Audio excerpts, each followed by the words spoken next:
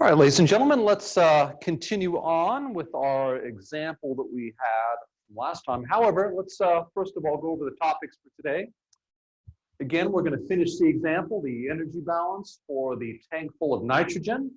The piston cylinder device actually undergoing an isobaric expansion. It's not a tank. So we're going to finish that example for variable specific heat. Hopefully get the exact temperature change or the exact final temperature. Then we're going to shift gears now that we've had a lot of experience with closed system energy balance.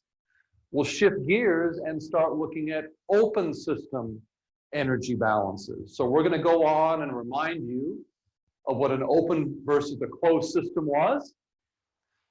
Then we're going to spend a little time writing all the laws that we know: conservation of mass, conservation of energy. We haven't talked about conservation of momentum, but we can talk about that too. We can talk about the conservation laws for closed system. So we'll go over and condense the conservation of mass and energy balances or equations that we've learned so far. And then we're going to develop a mechanism or a function or a procedure called the Reynolds transport theorem, which converts closed system conservation laws into open system conservation laws. And then we'll apply the Reynolds transport theorem to conservation of mass for a closed system and arrive at conservation of mass for an open system. Okay, so we're going to do a little bit of practical stuff today. We'll finish the example off, and then we will look at some theoretical considerations. How do we get from closed systems, equations that are valid for closed systems, conservation laws that are valid for closed systems, conservation of energy and mass, to conservation laws for open systems. So we'll talk about all that stuff today. Okay, so let's go back to our example here. So as you recall from last time, we had an isobaric heating or expansion of a tank full of nitrogen. It's a piston cylinder device full of nitrogen. The system lost some heat, as I recall, while it was being heated with a number of electric resistors. And if you recall, the basic energy balance was given here. So it's an isobaric process. So the boundary work gets swallowed up in the delta U term, and we get delta H or M delta little h from state 1 to state 2. So if you remember, the U became an H because the boundary work term was absorbed into the internal energy term to give you a change in enthalpy. Okay? Now, the way we solved it with constant specific heats was noticing that delta H from 1 to 2, state 1 to state 2, was Cp delta T. We solved directly for T2. Okay, that was assuming constant specific heats. Specific heat varies with temperature, so that was simply an approximation, probably a good approximation, but an approximation nonetheless for T2, the final temperature. In our piston cylinder device today, we're going to find the exact temperature by finding the exact enthalpy at state 2 and then using property tables to extract out the final temperature. Okay, so variable specific heat, or the exact temperature at state 2. So we have the energy balance here. Notice that temperature T2 is going to be T evaluated at H2.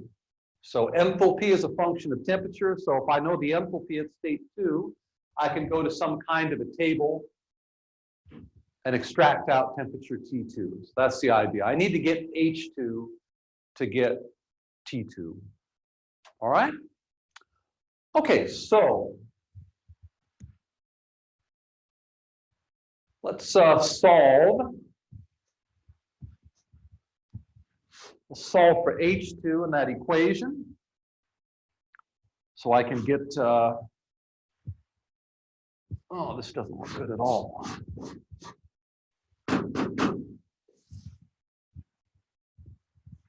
So let's solve the energy balance here. I have H2 is equal to H1 plus Q 1 to 2 plus the current times the voltage times the number of resistors times delta T. And then this term is going to be divided by the mass of nitrogen in my system, okay? So that's going to be the expression for H2.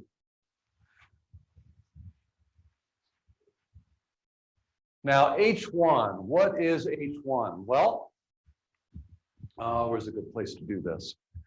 Let's see here. H1 is H evaluated. Let's see, what's the initial temperature for my nitrogen? I got to go back and look here. The initial temperature is 27 degrees C. 27 degrees C.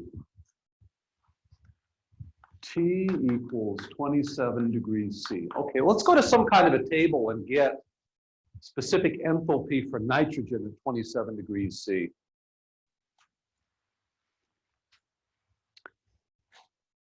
Now, here's our specific heats. That's not it. Ideal gas properties of air. We don't have air, we have nitrogen. Similar table, but, oh, table B12. Here we go. Let me magnify this here. There we go. B12. Hold on a second. Am I on the right? I want to make sure I have the right application going. I guess so. Okay, so we have here temperature, and then we have various properties, enthalpy, internal energy, entropy, for various gases, CO2, CO, water, O2, nitrogen. Nitrogen, okay. I'm gonna increase this a little bit so we can see it here. Now, these tables here, table B12, the only thing that's unusual about this table is it has bars over all the variables. What does the bar mean? The bar means per kilomole, not per kilogram. So if you look at the unit here, instead of saying kilojoule per kilogram, it says kilojoule per kilomole. So we'll have to use the molecular weight of nitrogen to convert from H bar into H. So let's find a temperature of 27 degrees C. Besides, 27 degrees C is 300 degrees Kelvin. So 300 degrees Kelvin. H bar is 8723. 8723 kilojoule per kilomole.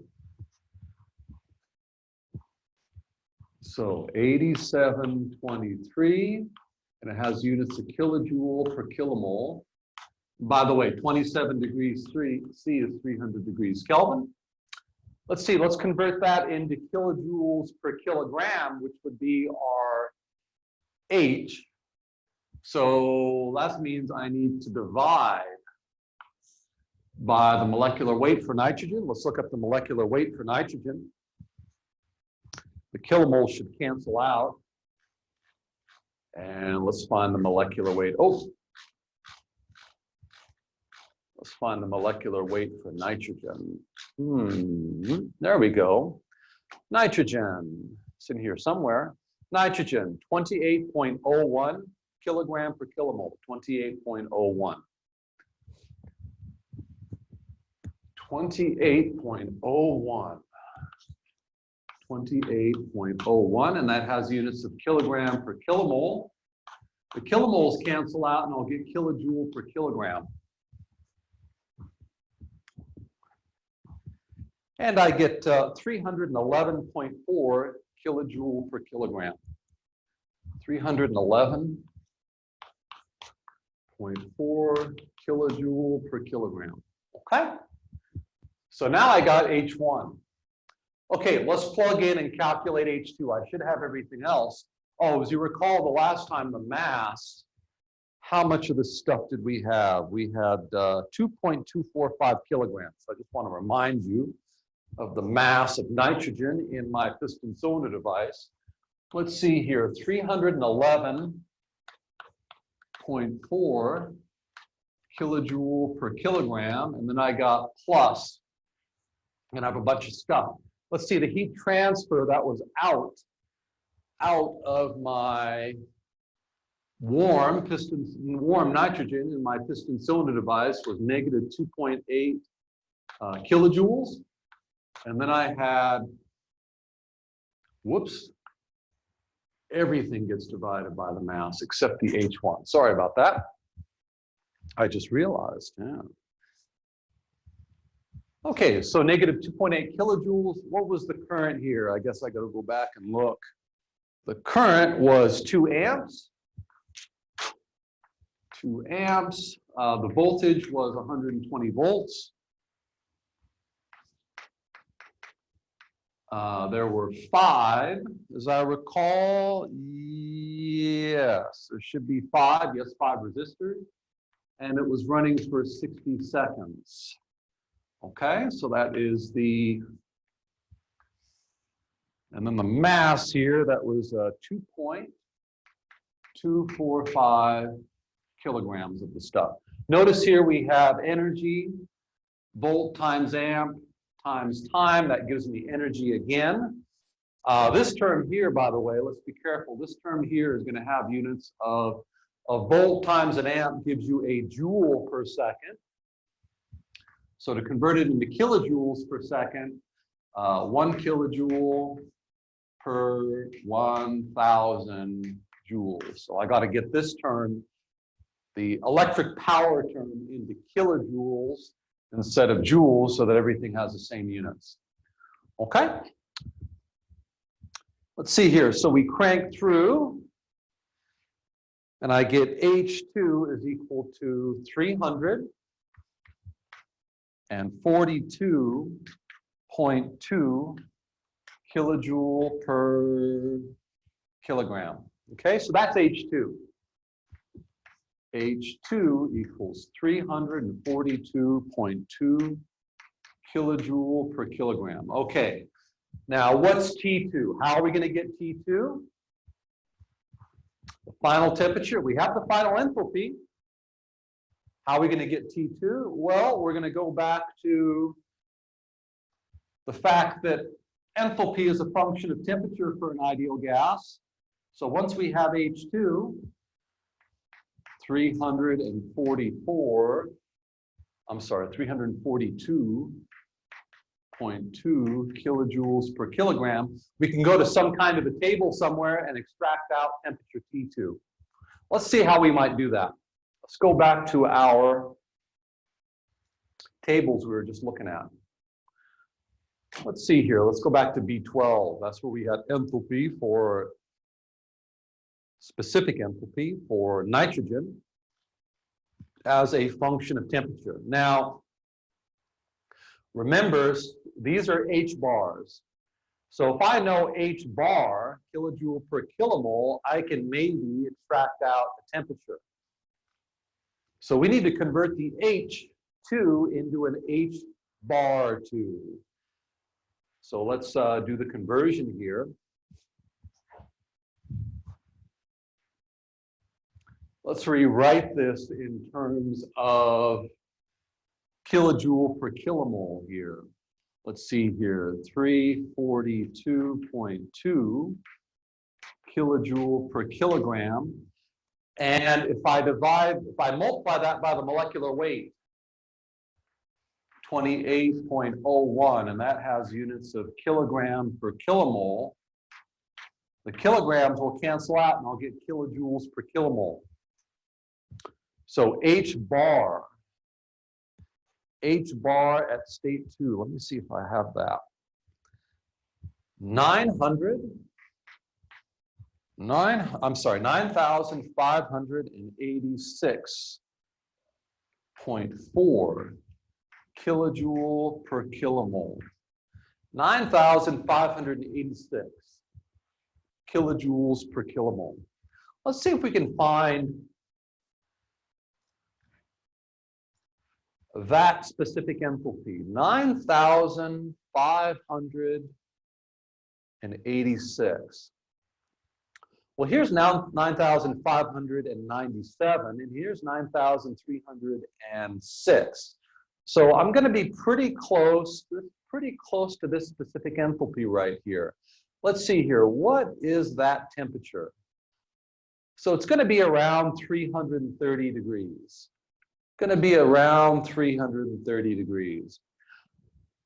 So we're going to have to interpolate. Let's interpolate between these two enthalpies and therefore these two temperatures to find out the exact temperature. So let's do a little interpolation here. Specific enthalpy at 320 degrees Kelvin is 9306, and 330 is 9597. So let's interpolate between those two temperatures.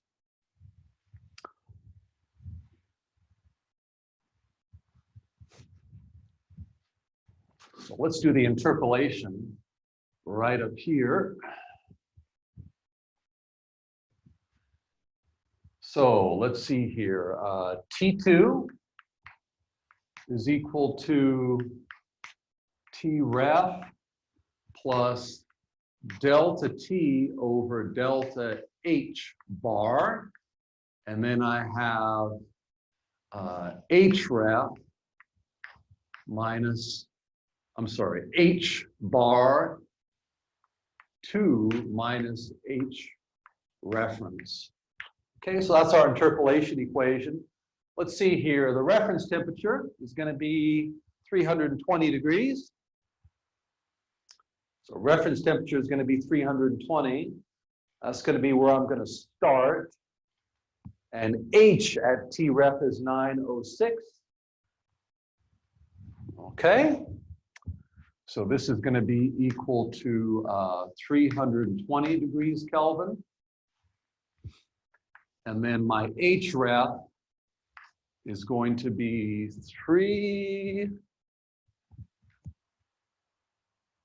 9606.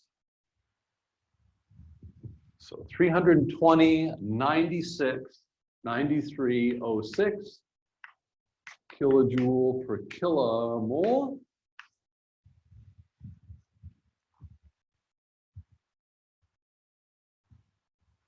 See, I'm going to make sure I'm doing this. Got my right tables here. 320, yes. 9306, that looks good. 9306.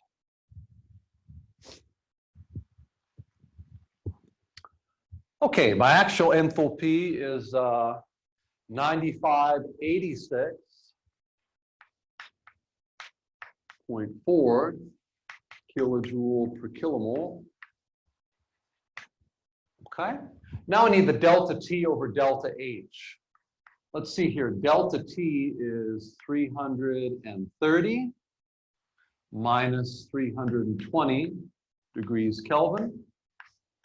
And the delta H bar,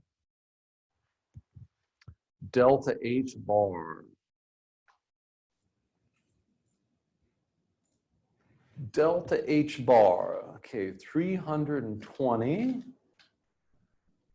9306, and so 9597 minus 9306. 9597 minus 9306, and that has units of kilojoule per kilomole. Now let's just check the units here. The kilojoule per kilomole is going to cancel out with the kilojoule per kilomole in the term in parentheses.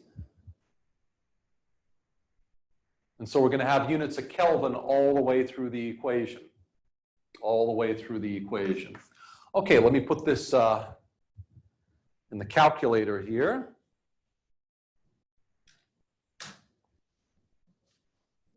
Put this in the calculator. Let's see here. 10 divide by 95, 97 minus 9306. And then we're going to multiply that by 9586.4 minus 9306. And so I'm going to get 329.6 degrees Kelvin. 329.6 degrees Kelvin. 329.6 degrees Kelvin. So temperature T2 at H2 of 342, or if you like, 9,586.4 kilojoule per kilomole is equal to 329.6 degrees Kelvin. And that's from table B12. Interpolation, okay? Let's see, the temperature we got before, let's see, 56.7 plus 273, was about 329, about the same thing. So we got very, very close to the same temperature for variable specific heat. So the actual temperature of the system, neglecting round off error or any errors in the calculation, is 329.6 degrees Kelvin. That's using an interpolated temperature from table B12.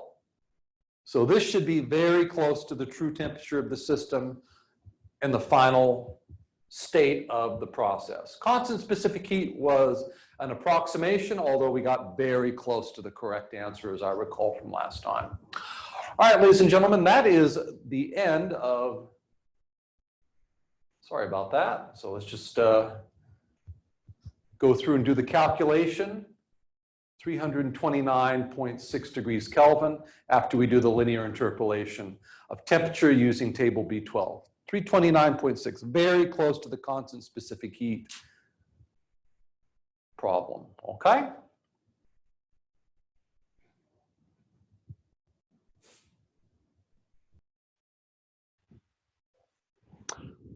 All right, let's get back here after doing that example. Let's shift gears to looking at open systems. So if you recall here, let me take a moment to remind you the distinction between open and closed systems. So closed system, so remember a closed system was a fixed quantity of mass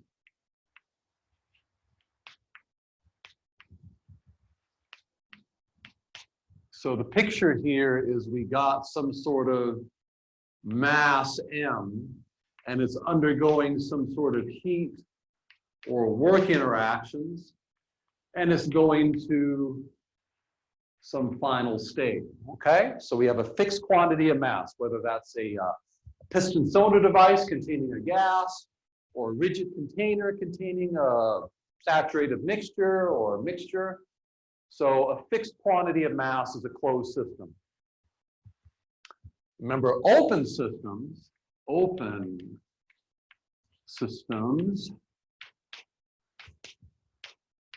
so a fixed,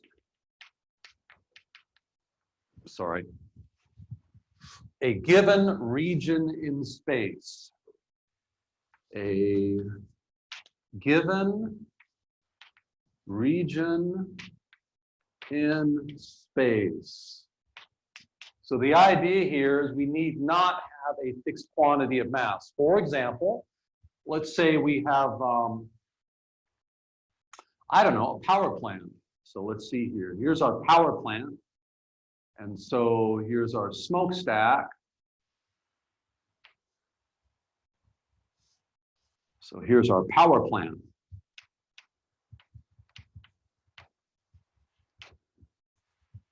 So coal or natural gas, whatever is your preference. Coal comes in one end, air comes in the other, and products of combustion come out the top. If my region in space is the coal plant, then I have mass crossing the system boundary on three different places. I have mass crossing the system boundary for the coal being supplied. the air being supplied, so that's 2, and then mass being ejected from the system at the products of combustion at the top of the smokestack, okay? So this is an example of an open system. It's a fixed region in space in which mass is crossing the system boundaries, okay? 2 completely different kinds of systems. A fixed quantity of mass, there's no mass crossing the system boundary. So if this is my system, no mass crossing the system boundary, maybe there's work and heat, but no mass. And then my open system, I do have mass crossing the system boundary. And I can also have work and heat going on as well, okay? A given region in space, nothing about fixed mass or no mass crossing the system boundary. Here we have mass crossing the system boundary, okay? So how do we go from equations which are valid for closed systems to equations which are valid for open systems? That's what we're going to be talking about for the next half an hour or so, all right? First of all, let's list the closed system conservation equations, okay? Let's list them. We have conservation of energy. So E balance, or the conservation of energy. By the way, I'm going to write it on a rate base with the dots in there. So we have Q dot minus W dot is equal to dE dt. And I'm going to write here and specify that this is for a closed system. The change in energy over time for a closed system. I'm going to specify that we're talking about the energy of a closed system. There's also a mass balance. We haven't talked about it much. Why? Because it's kind of trivial. So mass balance. The change in mass over time for a closed system. What's the time rate of change of mass in a closed system? Remember, a closed system contains a fixed quantity or a constant quantity of mass. It's a fixed quantity of mass. So what's this time rate of change? What's the time rate of change for the mass of a closed system with constant fixed mass? Well, it's equal to 0. Okay, it's equal to 0. All right. So those are our energy and our mass balances for a closed system. Now I'm going to rewrite these 2 equations in a rather strange way at first, but it's going to help you later on. So I'm going to make a table here. Going to make a little table here. I'm going to make sure I get it set up properly. Okay. Now I'm going to have a couple of columns here. The first thing I'm going to write here is extensive property.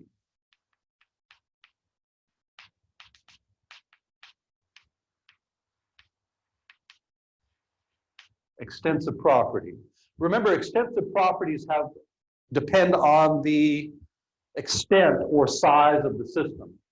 Mass and energy are extensive properties. Energy and mass depend on the size of the system. So I'm going to write here energy E and mass M. Okay, these are our 2 extensive properties that we're dealing with these 2 conservation equations, energy and mass. Okay, so let's do that. Now over here, I'm going to write beta, the Greek letter beta.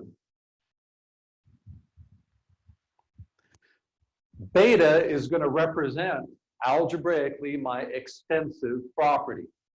So right here, I'm going to write beta equals E. So beta is just a variable that represents my extensive property. In the first row, it's going to be energy. And in the second row, it's going to be mass. Okay?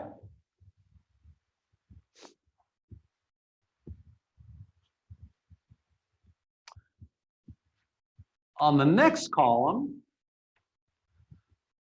I'm going to write beta per unit mass. Little b, lowercase b, which is beta, my extensive property, per unit mass. So beta divided by mass. So B is going to be energy in the first row divided by mass. What's energy per unit mass? It's specific energy. This is total energy we're talking about. So this is lowercase e. All right? That doesn't look like an E. And in the case of mass, lowercase b is mass per unit mass, so beta per unit mass. These cancel out and I get 1. Okay? So I've got two extensive properties with conservation equations, energy and mass. I've listed them here, mass and energy. I've introduced a quantity called beta, which is going to be my extensive property. Energy in the first row, mass in the second row. And then I have a beta per unit mass, which is a lowercase b. And that's going to be energy per unit mass, lowercase e, mass per unit mass. They cancel out and you get 1 for the property mass. Now let me write down my balance equations, my energy and my mass balance equation in terms of the properties beta here. Okay? My generic variable, extensive variable beta, or property beta. Let's see here. So I have Q minus W dot. And instead of writing dE dt for the closed system, I'm going to write d beta, because beta is equal to total energy, d beta dt, and this is for a closed system. Closed system. All right? So for energy, the conservation equation. Conservation equation. Conservation of energy is Q minus W dot is equal to d beta dt for the closed system. I'm just rewriting the energy balance for a closed system in terms of beta. For mass, I get d beta dt for a closed system is equal to 0. That's mass conservation right there. All right? That's mass conservation. You can also write it like this, maybe to get it to look a little bit more like the energy conservation equation. I'm going to flip it. I'm going to put a 0 over here and a d beta dt on the right-hand side, just so that the d beta dt terms are on the same side of the equation.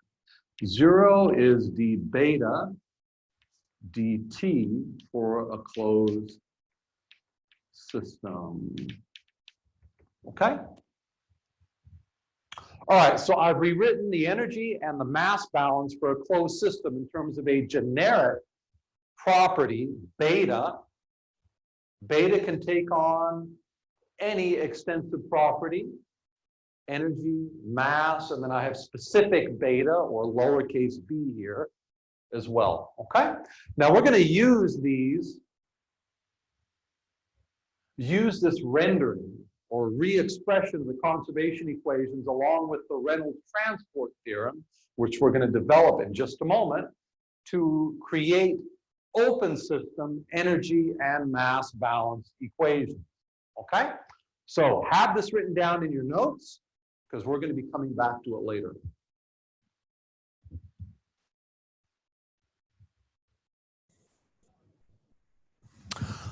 Okay, Reynolds transport theorem. What is Reynolds transport theorem? Well, Reynolds transport theorem can be thought of as a function or a device or a mechanism.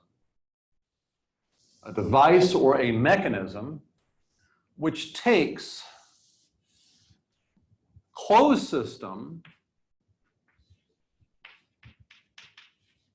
system conservation laws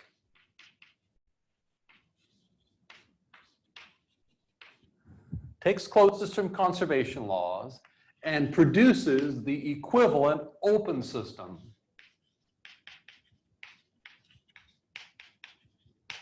conservation law, or equation if you like, Reynolds transport theorem, okay? You pump in a closed system energy balance, let's say. You provide it with the closed system energy balance in the form that we see it here, and it spits out the open system energy balance through some procedure, okay? So we're going to be deriving this Reynolds transport theorem, this equation or relationship that allows us to go from closed to open system conservation equations. Now, let's get started. Let's say we have a region in space. So here's our region in space, okay? It's like a pipe or a channel of some kind. Now, the boundaries of my pipe or channel and the region in space are defined by my control volume, which is the dashed line here. So the dashed line is my open system control volume. Okay, the dashed line is my open system control volume, or if you like, CV, control volume, CV, all right? Now, at a particular time, time equals T1. At a particular time, time equals T1. There is a certain amount of mass in my system, a certain amount of mass in this control volume here, and all that mass I'm going to label or dye with this cross-hatched chalk here. So initially, my system coincides with my control volume, my closed system. So I'm going to label all the mass inside of the control volume at time T1. All that mass inside the control volume, I'm going to define that as my closed system. And I'm going to be examining this closed cross-hatched system as it flows through this channel, okay?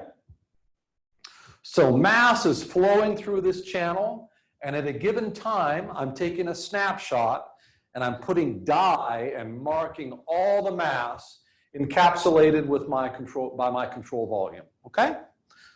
So that's how I'm defining my closed system. So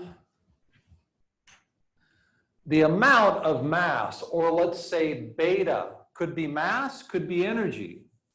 The system has a certain amount of beta in it. The beta could be mass, it could be energy, but at some time t, I have a certain amount of beta in my control volume.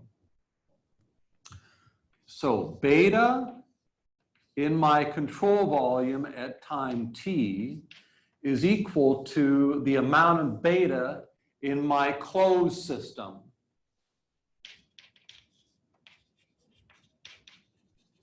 At time t, because I've defined them to be the same at time t. The amount of beta could be energy, could be mass in my control volume here. My open system, mass is flowing in and out. The amount of beta in the control volume at time t is by definition the amount of beta in my closed system. Because my closed system, I've tagged all the mass at time t within my open system, my control volume, and I've called that my closed system fixed quantity of mass, okay? So beta within the control volume at time t is equal to beta within the closed system, beta of the closed system at time t. Now let's go to a time t equal t1 plus delta t. So I'm going to let time roll on, and I'm going to take a snapshot of what my channel looks like. So here's my channel, and here's my control volume. Here's my control volume, all right? Now mass is flowing in, and mass is flowing out, okay? Now there's a certain mass flow here, m dot in, and a certain mass flow out, m dot out, okay? And I have a certain amount of beta per unit mass at the inlet. So I have beta at the inlet, and I have beta at the outlet. Okay? So mass is flowing in, mass is flowing out of my control volume, and by the way, beta per unit mass, that could be energy, it could be something else. Beta per unit mass, I know that at the inlet, and I know that at the outlet. Now, because the mass is flowing in and out, my system is getting pushed through the control volume. So at some time t1 plus delta t, the system, my cross-hatched closed mass system, has now been forced through in and out partially of my control volume. So that's what the system, closed mass system, looks like at time t1 plus delta t. T1 plus delta t.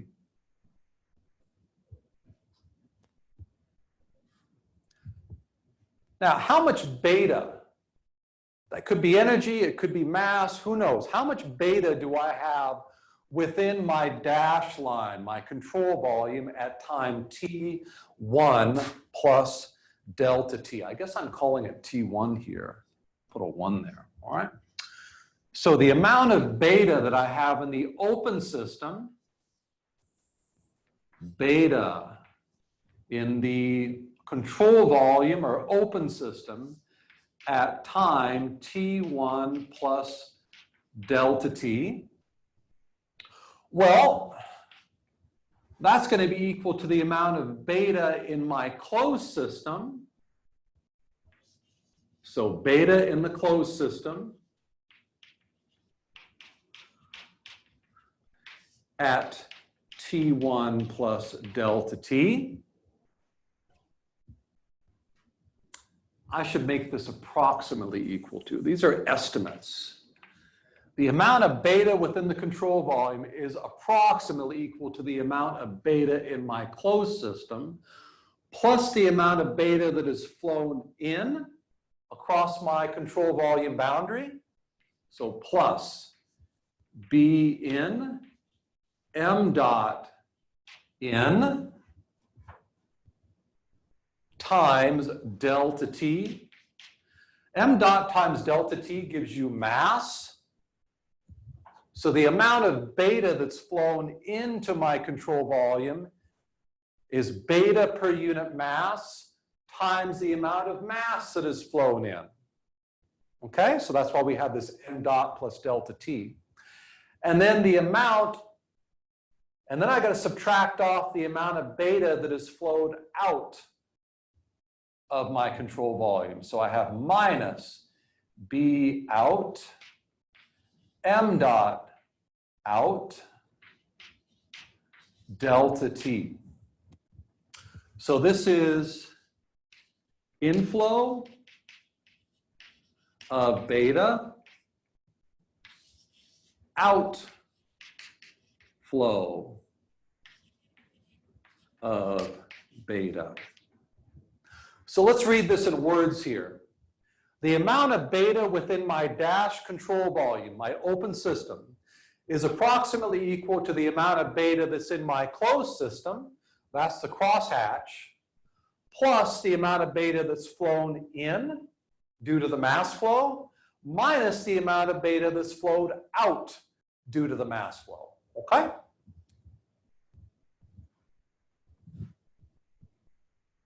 Okay, let's subtract this equation from this equation. Let's subtract one equation from the other. I really don't want to erase this, but I think we're going to have to. Make sure you have this copied down in your notes. If not, pause the lecture and copy it down. So let's subtract beta in the control volume at time t1 plus delta t from and beta within the control volume at time t1. So I have beta within the control volume at time t1 plus delta t minus beta within the control volume at time t1 equals, or approximately equals,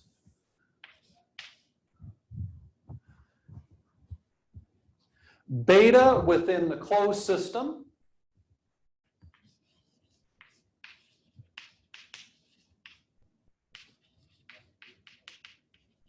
at time t1 plus delta t minus beta within the closed system at t1 plus the inflow of beta minus the outflow of beta. So I have B in m dot in delta t, so this is the inflow minus the outflow times delta t, okay? Now, let me divide this equation, both sides by delta t.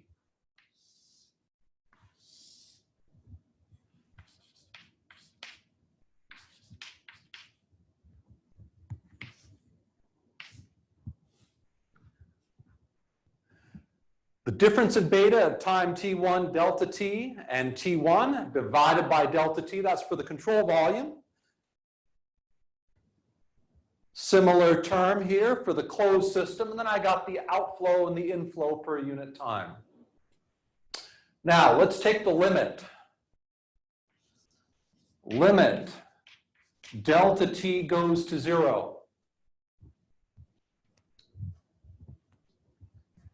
Let's let delta t become a differential. What does this term become right here? This becomes d beta within the control volume dt. D beta within the control volume dt.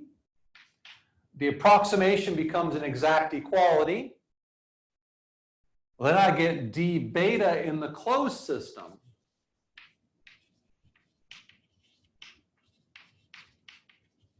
dt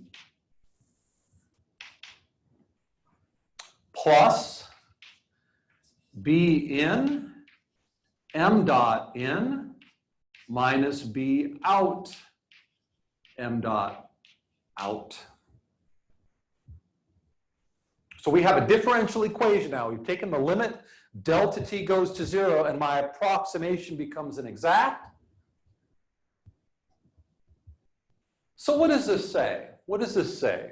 This says that the rate of change of beta within my open system control volume is equal to the rate of change of beta within my closed system that's flowing through the control volume plus the inflow of beta minus the outflow of beta per unit time. That's what that equation means. So this is rate of change of beta within the control volume, rate of change of beta within the closed system, which is flowing through my control volume. And then I have, if you like, the net inflow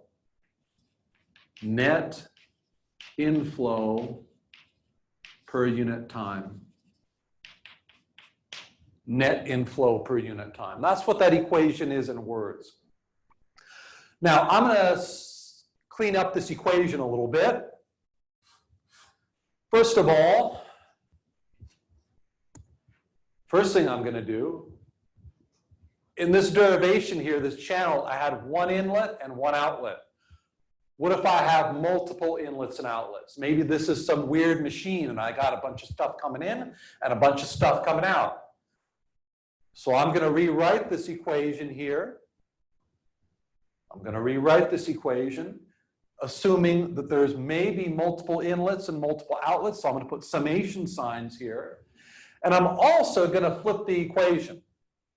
I'm going to take this d beta dt for the closed system. I'm going to put it on the left-hand side, and I'm going to put d beta for the control volume and put it on the right-hand side. Okay? So I'm going to kind of flip the equation. I'm going to kind of flip the equation here. So let me rewrite the final version, which takes into account multiple inlets and outlets. And I'm going to put the d beta for the closed system on the left-hand side. D beta dt, the rate of change in beta within the closed system, is equal to the rate of change of beta within my control volume, plus, now the signs are going to flip on the B out and the B in term, the flow of beta in and the flow out, because I'm going to put this over on the other side of the equation. I'm going to flip the whole equation. So I'm going to have multiple inlets and outlets, the sum of beta m dot out minus the sum of m dot beta m dot in. I think I'm going to put m dot beta first. I don't know quite why I'm doing this. M dot beta per unit mass, m dot beta per unit mass. Outlet minus inlet. Box this equation up. Box this equation up. This is what's called the Reynolds transport theorem. Reynolds transport theorem. Reynolds transport theorem, or if you like, RTT. This equation here allows you to move or transform a closed system conservation equation into an open system conservation equation. So let's go over what these terms are again. Rate of change in closed system beta, rate of change in beta in control volume, rate of change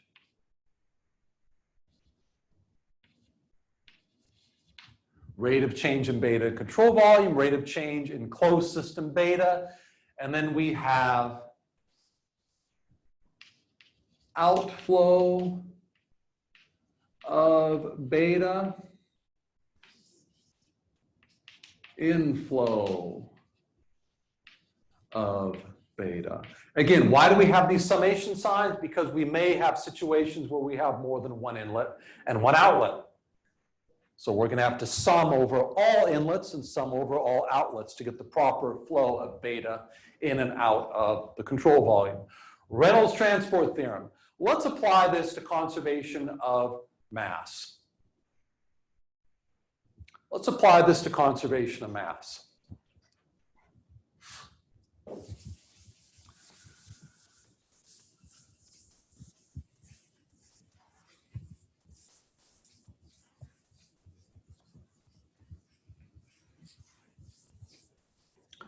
Recall, we had a little table up here. I'll put part of the table in.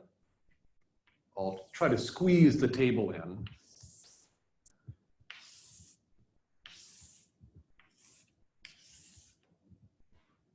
Good enough. So we have extensive prop. I had energy. I had mass. I had beta here. Beta was energy. Beta was mass. And then I had beta per unit mass. So I had E per M, or lowercase e, and I had M per M, which was 1. And the conservation equations were d beta dt for the closed system is equal to q dot minus w dot, okay? And then mass, I had d beta mass dt for the closed system. What's the change of mass in a closed system? 0, okay? Change in mass in the closed system, 0. So this is the table that we had just a little bit ago. Let's apply the Reynolds transport theorem. Let's apply the Reynolds transport theorem. This guy to mass. Apply Reynolds transport theorem to beta equals mass. Okay? Seems like I'm running low on chalk here. Well,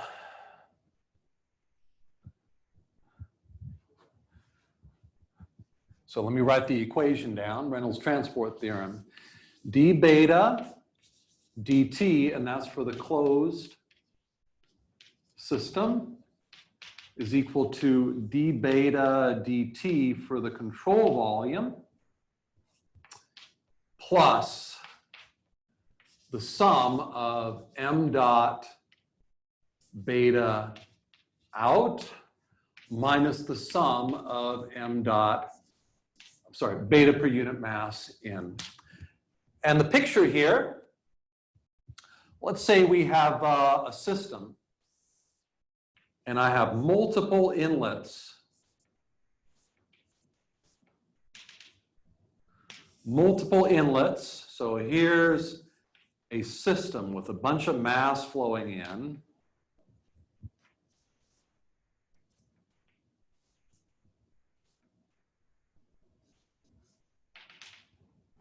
And a bunch of masses flowing out.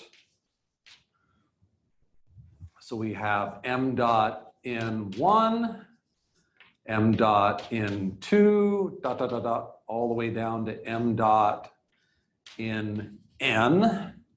And then I got a bunch of masses flowing out, m dot out 1, m dot out 2, dot, dot, dot, dot, all the way down to m dot out n.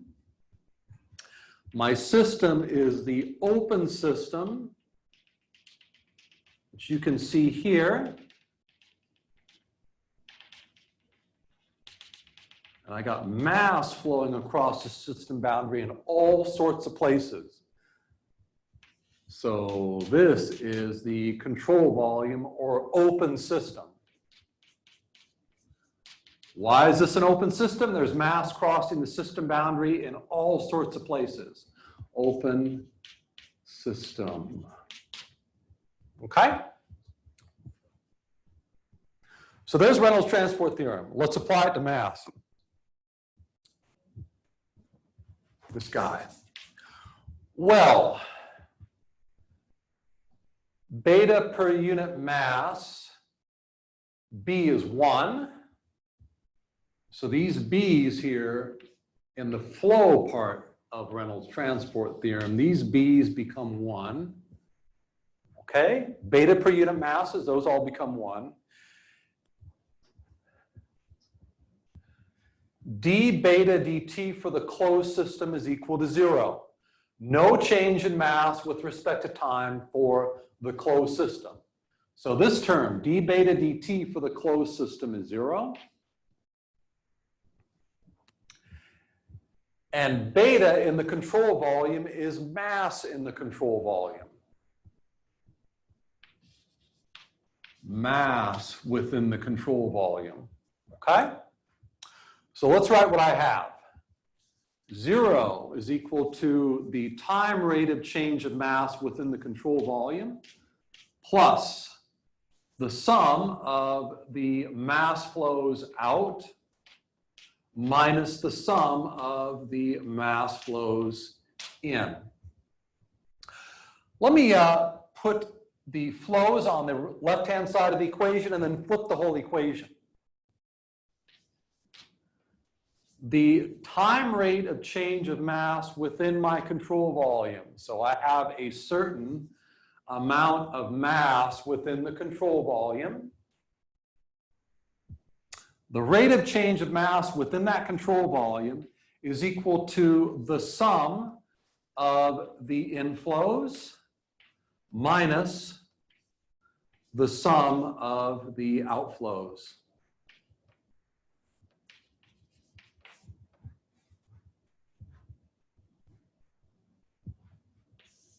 Rate of change in m in mass in control volume is equal to the net inflow. Inflow minus outflow. Net inflow of mass. Put a box around this. This is the mass balance. This is the mass balance for an open system. Very simple equation, and it can be applied to an open system. All right? Okay, we're going to leave it at that. We'll do an example involving an open system mass balance next time. I think we've done enough today. This is quite a jump. So let's just review a little bit here. We developed the Reynolds transport theorem, which allows us to transform closed system conservation equations. They have a d beta dt for the closed system in the expression to open system conservation equations. It's the Reynolds transport theorem. And we applied it to the simplest possible application, which is conservation of mass. Conservation of mass says that the change in mass within the system, time rate of change of mass within the closed system is equal to 0. d beta dt for the closed system, when beta is equal to m, is equal to 0. And then we applied the Reynolds transport theorem for beta equals mass. And we have that the change in mass within my open system is equal to the net inflow. In other words, the inflow minus the outflow, okay? We'll do an example to solidify the application of that equation next time, okay? But I think we're in good position.